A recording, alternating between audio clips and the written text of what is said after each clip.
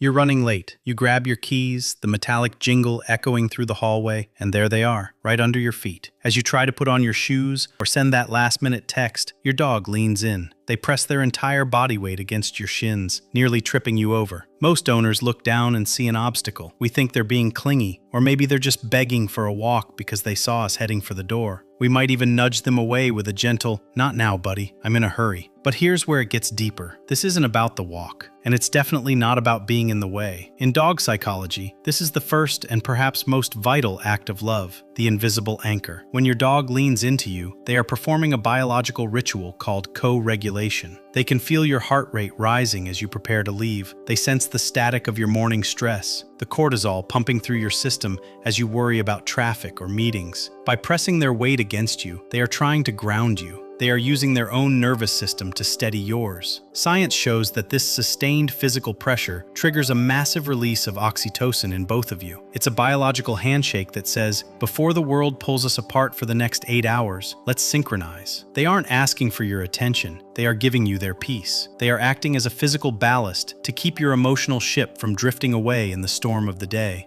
And this changes everything. Next time you feel that weight against your legs, don't see an interruption, see a silent promise. They are anchoring themselves to your soul so that no matter how far you go, the connection stays taut. They are making sure that when you step out that door, you carry a piece of their calm with you. But that's only the surface. Because while the lean is how they ground you before you leave, the second act of love is something they do when you're out in the world together, and it's a sign of trust that most people completely misinterpret. You're out in the park. The grass is green, the air is full of 1,000 scents, and your dog is 5 paces ahead, tail up, ears forward. But every few seconds, they do it. They pause, turn their head just enough to catch your eye, and then keep going. Most owners think their dog is just checking if a treat is coming, or making sure the human hasn't gotten lost. We treat it as a routine check-in, like a toddler making sure their parent is still on the bench. But that's only the surface. This is the second act of love, the invisible tether. In the wild, a dog's world is a map of potential threats and unknown variables. When your dog looks back at you, they aren't just seeing if you're there, they are practicing social referencing. They are reading the microscopic muscles in your face to decide how to feel about the world. If you look calm, the park is a playground. If you look tense, the park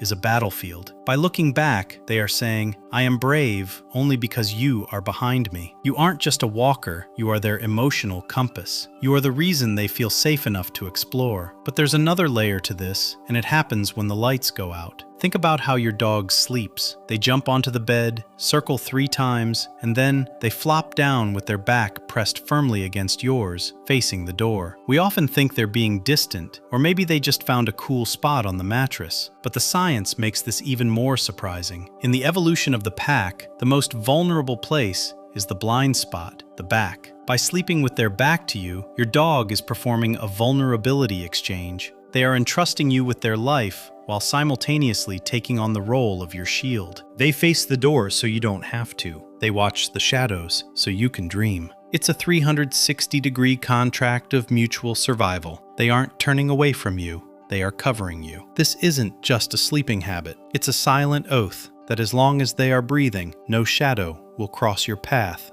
unnoticed. But the most profound act of love isn't about physical safety. It's about what happens when the shadows aren't in the room, but inside your own head. You've had the kind of day that leaves you hollow. Maybe it was a crushing disappointment at work, or a quiet heartbreak you haven't told anyone about yet. You walk through the door, drop your bags, and just sit. You aren't crying, you aren't calling for them. You're just a statue of silent stress. And then you feel it. A cold nose against your palm, a heavy chin resting on your knee. Your dog doesn't bark. They don't bring their toy. They just sit there, matching your stillness, looking up at you with those wide, unblinking eyes. Most people see this and think, how sweet, they're trying to cheer me up. We assume they want to fix our mood or distract us with a wagging tail. But this isn't empathy. This is absorption. This is the third act of love, the emotional sponge. Your dog isn't trying to cheer you up.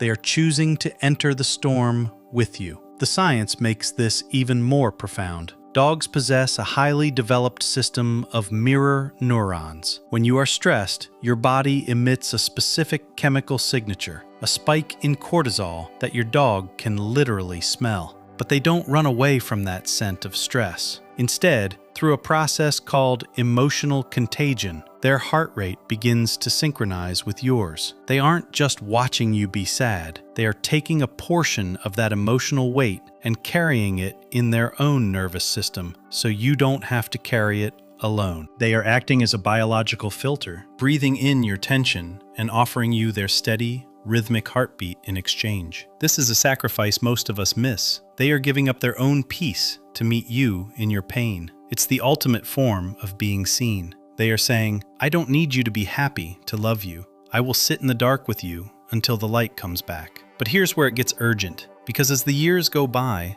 this silent communication starts to shift. The way they seek you out changes, and if you aren't paying attention, you might miss the most important request they will ever make. Time is a thief, and it steals from our dogs faster than it steals from us. You look down one morning and notice a patch of white fur around their muzzle that wasn't there last summer. Maybe they don't jump as high, or they pause for a second longer before standing up. But it's the fourth act of love that usually breaks an owner's heart, because it's so easy to misread: the shifting compass. Suddenly, your dog starts following you from room to room more than ever before. If you go to the kitchen, they're there. If you go to the bathroom, they're waiting at the door. If you move from the couch to the desk, you hear the familiar click, click, click of claws on the floor right behind you. Most owners think they're getting clingy in their old age, or worse, they're losing their mind. We treat it as a symptom of decline, a loss of independence. But the emotional truth is the exact opposite. As a dog's senses begin to dim, as the world becomes a bit blurrier and the sounds a bit more muffled, their concept of safety narrows down to a single point: you. In their youth, they followed you because of the bond. In their senior years, they follow you because you are their visual and auditory anchor. This is the act of ultimate trust, the total surrender of autonomy. They are telling you that they no longer trust the world, but they trust where you are going. When they stare at you with that slightly clouded gaze, they aren't just spacing out. They are recalibrating their entire reality based on your movements. And this is the warning most people miss. When an older dog stops following you or suddenly retreats to a corner they never used to sit in, it's not just age. It's a signal that their internal compass is broken and they are feeling lost in their own home. They are asking you to be their lighthouse. They've spent their whole life guiding your heart through your storms. Now, they are asking you to guide their body through the fog of time. But there is one final act, one that happens in the quietest moments of a Tuesday night when nothing is happening at all. And it's the one that reveals who you actually are to them. It's a quiet Tuesday night. You're sitting on the sofa, scrolling through your phone or watching a show you won't remember tomorrow. Across the room, your dog isn't sleeping. They aren't chewing a bone. They are just looking at you. When you catch their eye, their tail gives one slow, soft thud against the floor. They don't get up. They don't ask for a treat. They just breathe.